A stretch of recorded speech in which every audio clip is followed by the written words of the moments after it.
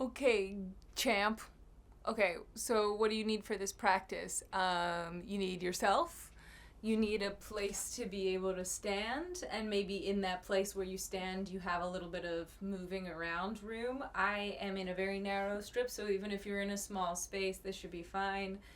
Um, you need whatever you want, whatever you want around you. If you need a drink, it's not going to be vigorous. It's going to be releasing and it's going to be creative, but it's not going to be super, super vigorous. But if you're thirsty and you want to drink around, in case you're just regular thirsty, that's great. It's hot here. Um, yeah, and so this whole practice is going to be standing. Okay, so let's start by feeling our feet on the ground. That's going to be the first most important part of this practice. So I'm spreading my toes wide as if they're fingers, and I'm just letting my foot be its whole foot. So I'm imagining my feet right now as way larger than they are. Way larger than they are. I'm imagining them as wide and stable. And so I'm making an effort.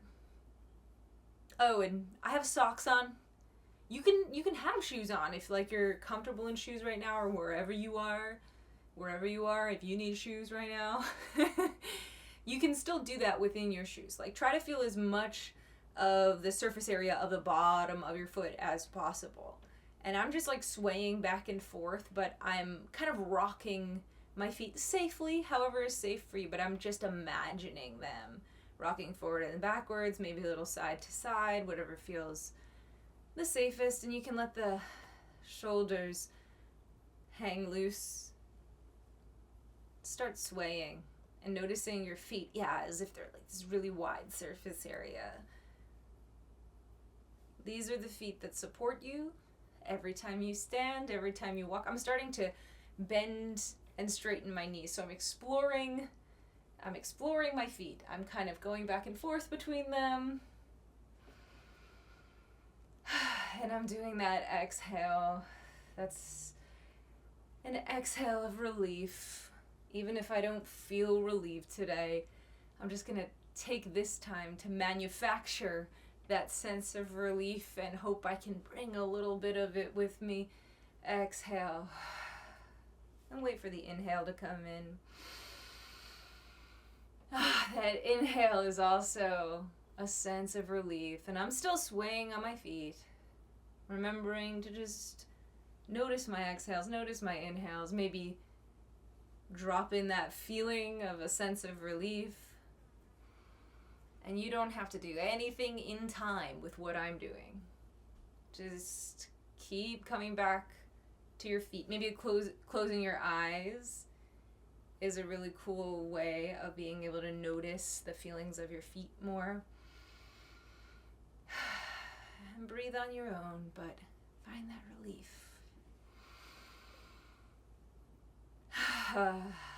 You can breathe out on a sigh, on a vocalized sigh maybe. All right, so I'm still moving around on my feet a little bit. I'm going to come to relative stillness, and I always say relative stillness because nothing is ever really still. Your body is always making these many, many, many adjustments. Many, many, many adjustments. And almost maybe you feel this feeling of swaying on the inside. Make the movement smaller and smaller until you have this sense of relative stillness. Don't lock your knees. Keep them soft. Sense of relief out. Sense of relief in on your own time. And now I'm keeping the feet really, really stable. I'm keeping the feet like rooted into the earth. All four corners of the feet, the entire shape of the foot feels like it's like glued in the floor, like in Rocky Horror when he freezes them on the spot. They can move the top of their bodies, but the feet are really stable. And both of my knees are pointed forward and slightly bent. I'm keeping the knees soft, and I'm going to start bouncing just from the knees a little bit. I'm going to imagine my shoulders kind of just, the arm falling out of the shoulder socket. So we're just like doing a little bounce a little knee bounce. And maybe as we exhale, there is this breaking up, this very fun. Don't take it too seriously. Maybe do one leg at a time. And if you're bending and straightening the leg, you're starting to get into the hip joints. So make sure those are loose too. And the arms, I'm doing both at the same time. And now slowly, slowly make the bounce smaller, smaller and smaller. But do not grip in your arms. Your shoulders are still loose, the arms hanging out of the sockets. And now I'm going to stagger my legs as if I'm pitching underhand. So I have one of my legs bent, one of them straight behind me, and I'm just going to start to swing one of my arms. It doesn't really matter which one. I'm starting to swing it, and I'm just doing it from the shoulder joint, and I'm imagining it like the arm getting heavy and the whole thing letting go. Sort of like, and I'm putting my hand on my shoulder joint so that I can feel it, so that I can kind of feel the motion of the shoulder joint. You can go through your whole range of motion. It might be really small. That's fine. Just allow it. This shouldn't hurt. And maybe you want to bring it all the way around.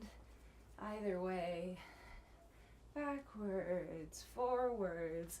Notice anywhere that it's cranky, and then shake it loose, and then maybe you switch sides, letting the other one go. Just imagining our arms getting longer. Every exhale is a huge relief. Waiting for that inhale on its own time. That's also a relief too. And that whole arm is heavier, kind of more, the joint is kind of lubricated and warm. And now I'm a floppy guy. Both arms are hanging out. I'm picking up, when I pick up my foot, I'm placing it, when I pick up my foot, I'm doing it from the knee. I'm keeping in mind that joint. I'm a marionette. Imagine a string on the top of your knee. And I'm going to hold onto the chair here for balance. And just that string on the top of the knee. I'm a marionette. Oh, like what? How do your joints, as if you're a marionette, work? If there was one there. Okay, let that go. And you're a floppy guy. Start to explore where your spine is at today. Maybe doing this sort of like snaky back and forth. Figure out how you can do that. It might take a little hips. It might take a little shoulder movement. Great. And then drop your head. Come to some relative stillness again. Just drop your head. It's a relief to breathe in. It's a relief to breathe out. And slowly, slowly lift your head up. Look forward into your space. How big is this room? How much of your periphery can you see? When you move around, can you notice your periphery as well as what's in front of you? So we have this loose focus because we're looking at our space and we're allowing ourselves to move around. Allow yourself to move around. Allow yourself to get distracted, but keep breathing. Don't let any of your distractions stress you out. Maybe keep moving, keep swaying. I'm looking at yellow and I'm taking in the rest of the space in the periphery. I'm looking at a picture of a frog. I'm also making sure that I'm not honing in. This is not one of those things where we hone in and look at something in a narrow focus. This is all about a kind of loose focus. And this is all about also proprioception. Proprioception is the awareness of our body in the space that we're in. So it means that I understand what's around me and how I am in this space. Me in relation to my space. Me in relation to this place. Okay, so maybe you're marking things in your head. You're moving around, you're staying loose. Keep your shoulders really loose. Keep that breath feeling relieved. The inhale is a relief. And the exhale is a relief. If you're alone, and you're not bothering anyone, if you're not, just let it out. Whatever. Relief. Imagine you just got home and you slumped in a chair. Relief. And now make sure you're not too locked into the camera. Make sure you're remembering you have side bodies, you have a back body. proprioception. I'm looking at things around the room. Maybe I'm walking a little bit with what little room I have here. Ooh, a picture of an alien, but I'm still letting the space go wide. And how's your periphery above your head and below? Ooh, how much of the height of the room am I seeing? How much of the height of the room am I seeing? What's the highest thing I can actually see in the room and focus on? And then can I bring it to the middle of the room and still keep that thing in mind? Our perception really determines our reality, and I think if we get really super narrow onto things, or really super narrow onto a screen or onto information, that narrowness takes a lot of energy. It's sometimes really necessary, and it sometimes takes a lot of energy. You shouldn't stay in that narrowness all day. I'm going to continue to sway. Think about your head in relation to your body. You are designed head to tail. The spine is meant to move. We're not concerned about posture. We're not really concerned about beauty here. The beauty is going to come as a byproduct, as a very individual byproduct from freedom of movement, for no expectation of what this is supposed to look like. I'm still just moseying around the space, keeping my arms really loose. All right, now let's loosen up the hip joints a little bit. You might want to grab a chair or something like that, just to keep yourself stable if you want to.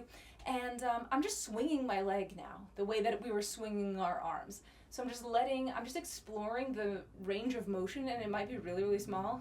Exploring the range of motion in that hip socket there. Can I let go of anything I'm holding there? And is my straight leg, the one that I'm standing on, my standing leg, soften the knee, don't lock that leg. And on the standing leg, let yourself need to put it down, right? So if you fall off balance, and I'm swinging and I fall off balance, I put it down, and that's okay. Keep loose. Keep loose. You can catch yourself really well if you keep loose. Keep loose. So keep going on there. I'm feeling my standing leg foot is a large surface area of foot. It's got me. The visualization. Okay. That it's got me. I'm going to move this over so I can show you from this side in case you're watching, but also you don't have to watch. I'm leaning on the chair a little bit and just switching legs. Letting this hip socket become loose. I'm just moving through that, whatever my range of motion is today. It's not going to be your range. It's not going to be my range from yesterday. It's going to be a different range from tomorrow. It's about range of motion, not perfection of pose, just exploring range of motion. My exhale is a relief, and I wait for the inhale, which always comes. What a relief. All right, now put that leg down and feel any looseness, any difference in your hips. Is there any letting go? I'm bouncing again, just doing that bounce. Yeah.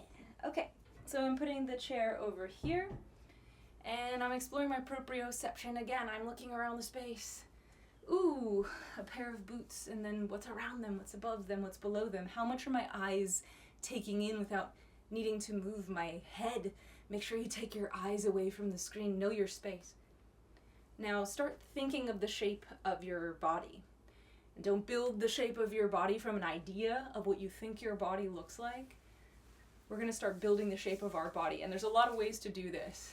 You can start, and I like to start by just like rubbing or slapping the skin. Just giving the organ of the skin a chance to remember that it is the thing defining the shape in the space. Getting in touch. And I'm moving around while I do that. Don't hurt yourself. Just do what feels good for your skin. Maybe you tap your face or tap your head. Is that giving you a picture, sort of like you're tracing yourself? Don't forget the back bodies, the side bodies. I like to do a little side stretch, knees soft, flat front, lifting out of the hip and just arching to the side, but I go up, I open the chest. I'm not crunching anything. I'm just doing a little side bend, breathing into those side ribs, patting there. What about that part of the lung? What about that part of the ribs? What about the side part of the body? And I'm gonna let that go and let that arm swing again. And lift to the other side, lifting out of the shoulder joint, lengthening from the hip all the way up through the arm, breathing into those side ribs. Listen to that space, that relief that this is the room you take up. This is the shape that you are. This is the shape. No judgments. We're just learning about ourself in space. So I'm back to looking at my surroundings. I'm going to start listening to things in my surroundings as well. So I understand my body's keeping swaying, keeping moving, keeping whatever relaxed movement I need to make. We're not going to stand stock still. We're not going to hit any positions. We're not going to do perfection. Listen to the sounds that might be coming into your space. Where are you in relation to that sound? And remember looking around the space, widening the field of vision. Soft focus, a kind of soft focus on almost everything at once. We're kind of, instead of narrowing down on minutia, we're opening up to let things in. Opening up to let in the whole space. I now come to relative stillness again. Feeling the surface area of the feet, keeping the knees soft. Now we're going to do a little interoception. So if you feel safe to, you can close your eyes. Interoception is the awareness of what's going on inside of our bodies, and proprioception is the one about our bodies in space and our relationship with the area around us. So we're going internal now for interoception. And just keep breathing in whatever way you want. There's no pressure to breathe a certain way. Just trying to find a sense of relief in every exhale, every inhale. You might still be hearing sounds around you, reminding you of the environment. Are there any sensations in your body right now? Maybe you feel a sense of looseness, or maybe you feel a cranky area of the body. Imagine your breath going to that area, whether it's pain or pleasure. Just giving it your attention. Mapping the body again, mapping the body from the inside. Maybe you bring your hands to a place that feels discomfort, just kind of acknowledging that space.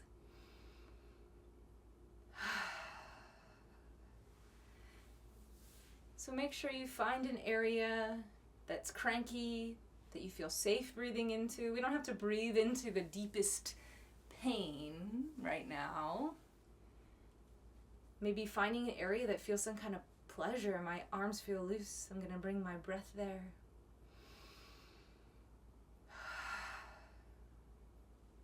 We're this amalgam of, discomfort, comfort, pleasure, relief, pain. It's all, we're an amalgam the same way the room is really an amalgam. And sometimes when we're in pain, we get really narrow. I know I get really narrow. My mind narrows into the pain, whether it's emotional pain, physical pain, and I become the pain. I become the shape of the pain, and there are more things on the body happening. There are a lot of areas that can kind of go numb sometimes if the pain goes really loud, or if the pleasure goes really loud and we're having these peak experiences. There are spots that we might not focus on. Like, when was the last time I thought about the crook of this elbow? I'm going to bring my hand there. Go to a place on your body that you haven't thought about for a while. Send your breath there. See if you can start to create a connection with the places where you don't normally feel pleasure and pain. The little ignored spots. Inhale there. And exhale. The inhale, we bring a little bit of attention to an area of the body, and we can do that as a hello, are you there? And maybe on the exhale, we're bringing in sensory information from that area. I'm going to do into my heart, which is a little bit jumpy today. And exhale. we're just getting the information from the body to build the map. We're not judging the information. We're not necessarily trying to fix the information. We're just trying to listen in the same way that we can be very wide in the space. We can allow ourselves to be this sort of Frankenstein of pleasure, pain, and numbness, and they might all switch places, but we can always go in there and just know about them. Know that, you know, the back of my calf is not an area that's particularly calls out to me or is sensitive to me, but I can bring my attention there. You know, almost have done a really hard legs workout or something like that, and then the calves are like, hello. Okay. There's no official way to like end this kind of practice because it's really built to, you know, part of it is stuff that comes from movement for actor work. Some of it comes from having trained as a yoga teacher. Some of it comes from Alexander technique. Some, you know, it comes from a lot of different places, and these practices are really, for me, a way to practice these principles, sure, in these moments that this is my practice, but then bring those principles into the rest of the day. Maybe in the rest of the day, I'm starting to notice, oh, I'm pulling, you know, everybody's all tight on their shoulders and on the side of their neck and like pulling real tight from there. And can I just, maybe through the day, if I notice that comes up, I know that I can let go of it and maybe do a couple swings and kind of get back into a looseness so that I'm not crunching in, because not everything needs to be honed in on and crunched in on at every single second. I think that the internet tends to make us feel like we have to do that. But this practice is kind of built to bring wider attention to the space and bring a lot of validation to the multiple things that can be going on with a body. Not forcing the body to create anything, not forcing anything through. You know, these kinds of practices are what I do before I perform because I've learned my lines or I'm ready to improvise, either way. And then I go and do it. But I don't want to keep anything stiff. I want to be really noticing my environment, really noticing my scene partner, really noticing what people are saying, really noticing my own interoception, because, you know, I might be working with an internal state that's different from last night's performance, and just noticing that and being able to be in conversation with that without trying to repress it down, right? Like, just really opening everything up to be okay with, and then when tension and hard focus come in, we know how to dial, because the goal is really, can I have my hand on that dial? Can I have my hand on the looseness, tightness dial? Because the tightness and stress and stakes and intensity, they will come in no matter what in life in general, right? Like, that stuff's gonna come in, but do we have our hand on the dial a little bit of how can I move through this? How can I let that go? Because when you're too tight, you know, in the mind, in the body, you start to make decisions based on that narrowness, and you want to be open to opportunity, be open to listening. Listening to your body from the inside and noticing the space on the outside. So I hope you enjoyed that practice. I'm gonna do more because I do these anyway. I do these anyway on my own before I perform, before I audition, before I'm working on something. I did a music video. I performed and shot a music video yesterday where there was dancing, and there was a lot of like really tight camera work on the face, and the thing about that is that, like, I think that from a performance perspective, a lot of actors will get really stiff in their body or feel like if they're in a close-up shot or even like a mid shot that they don't have the freedom to move, or they just become kind of a floating head because they perceive that this area has to be like super subtle and everything like that. So yeah, that's not good.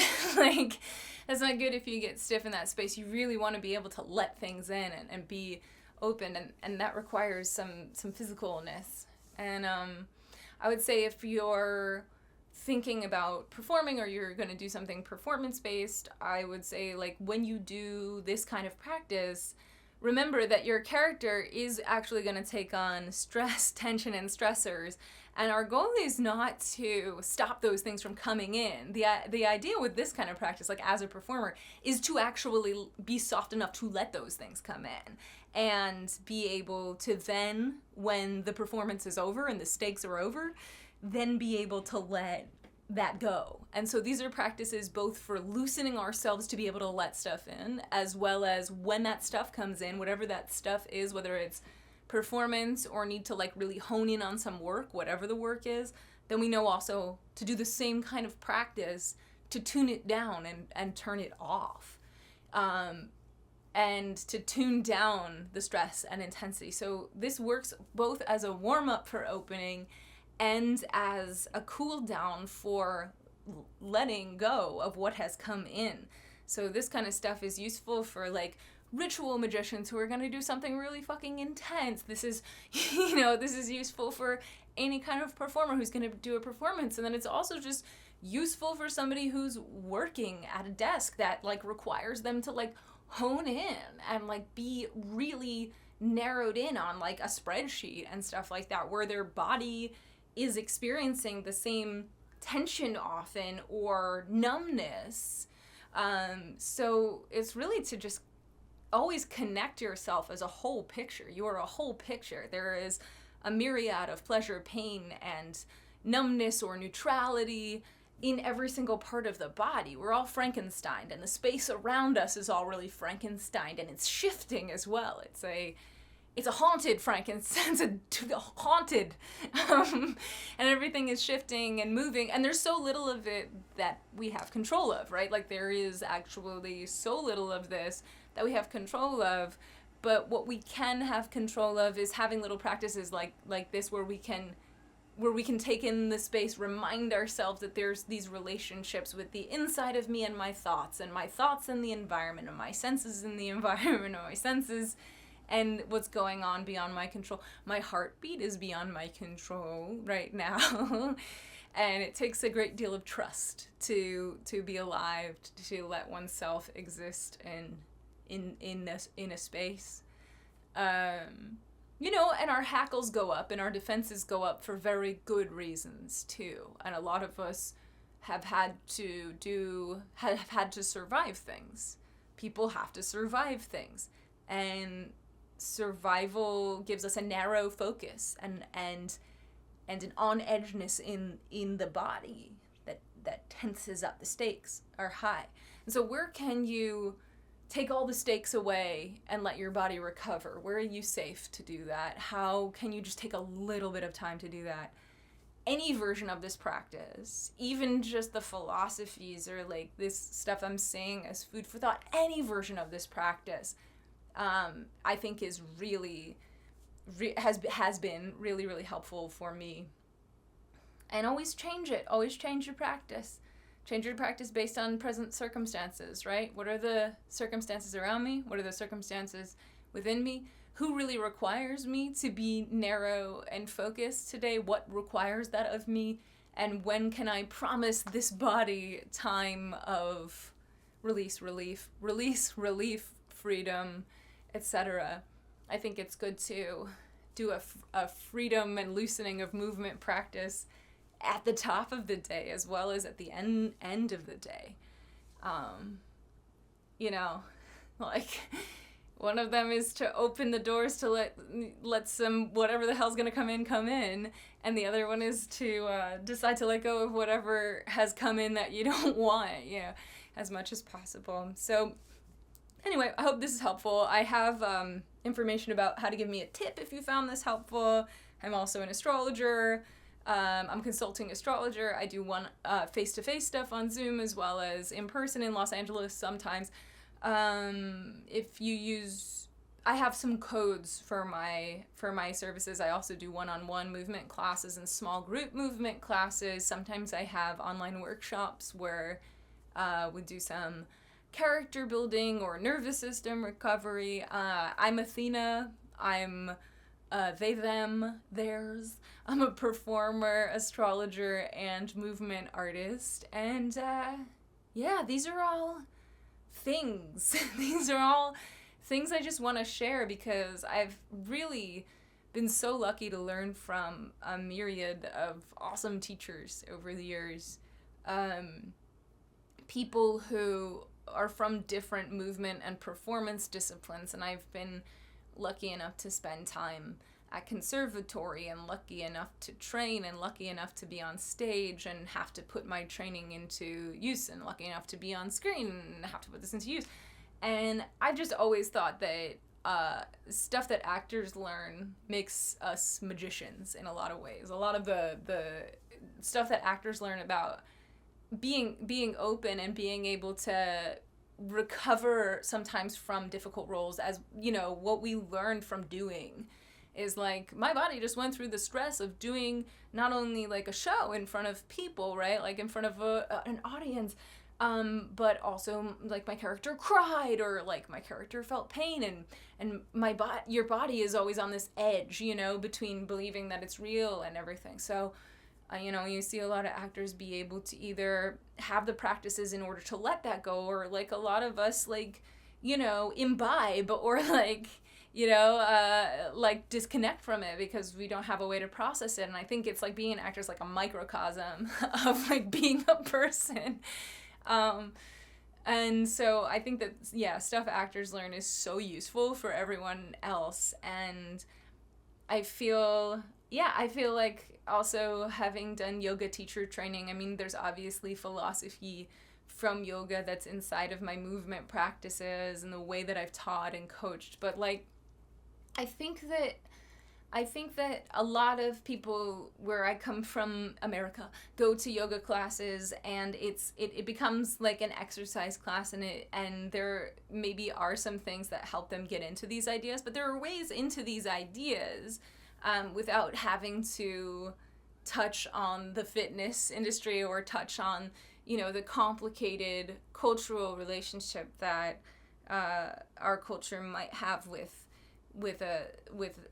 other culture, like creating these things. So but there are so many principles in common with all of the stuff that I've learned all over the years. Like, it's amazing how somatic descent meditation overlaps with Alexander technique, overlaps with Laban method. Like, there's just overlaps with Raza aesthetics. Like, there's just so much where when you are learning all of this stuff and this is your passion and you build from a physical space in your work like I do, you just see this, like, or the way that I work is that I just see this huge overlapping system of things that are a lot of the same ideas from different angles and have been discovered in different ways. And so there's just a lot of similarities between these things, and the way that you build your own